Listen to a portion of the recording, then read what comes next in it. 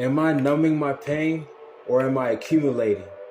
Am I consciously or subconsciously shutting out what is coming towards me or what came to me?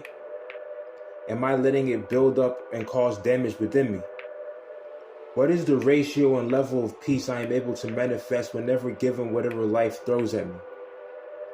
They say still waters are often dirty, and the most empathetic people tend to hold on to more of everything rather than letting it go, and rather than letting it flow just like water, thus causing many different internal problems. They say attachment is the root of suffering, but one would then ask, how could we exist without attachment? Isn't that the reason why we're actually existing?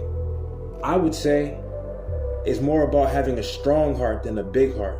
I would say you can have a really big heart, yet leave all the vital points open for predators.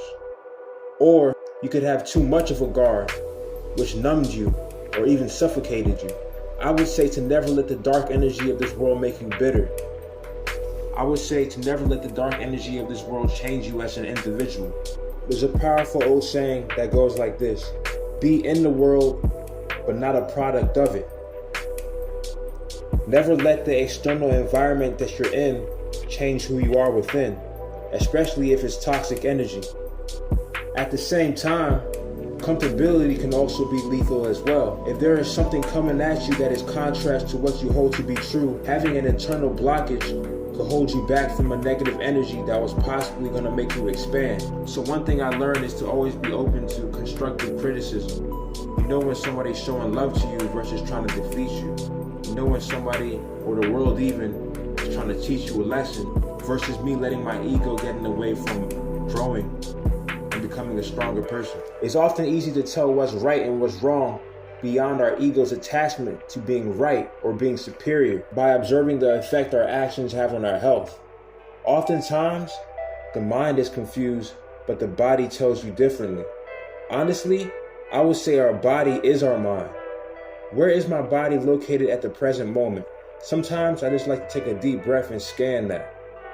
Am I in my heart? Am I in my head? Am I in my genitalia? Or am I in my gut, etc.? Am I the sovereign observer of myself that is not a slave to the stimulation that is coming towards me? Or am I pulled by the waves of the external environment around me? I feel like that's an important thing to ask self. How to never be low or depressed again was observing how the system in the world meticulously rewires our habits, traits, and beliefs, and how we are programmed since birth to act a certain way and how to feel a certain way by societal norms and cultures that we have an extreme attachment to.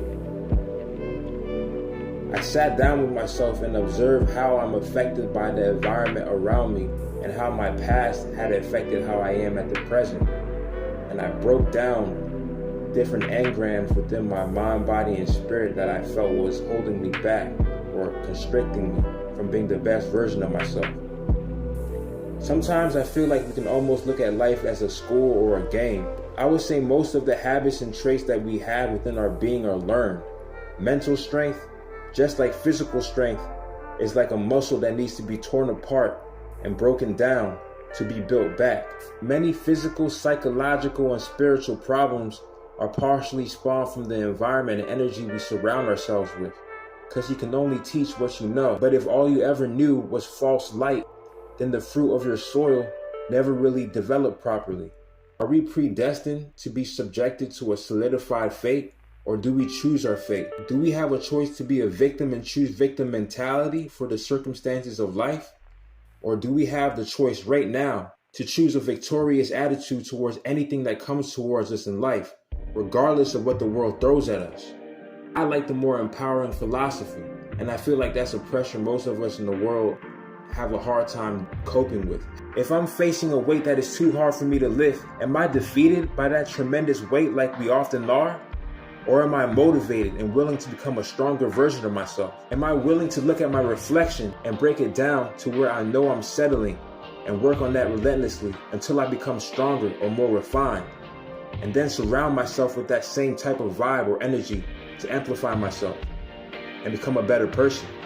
Oftentimes when we are observing ourselves, we quickly jump to judgment of self and retract from the attitude that was really going to dissolve everything upon viewing unconditionally. We often fill that gap with drugs, entertainment, distractions, or stimulation. But one thing's for sure that I know within my spirit: true happiness never needed nothing, and the more we train our automatic generation of happiness, the more we can maintain that level of peace at all times. Alchemy is a beautiful ability that we all possess, and we can all achieve right here and right now. Right here and right now, eternity always exists.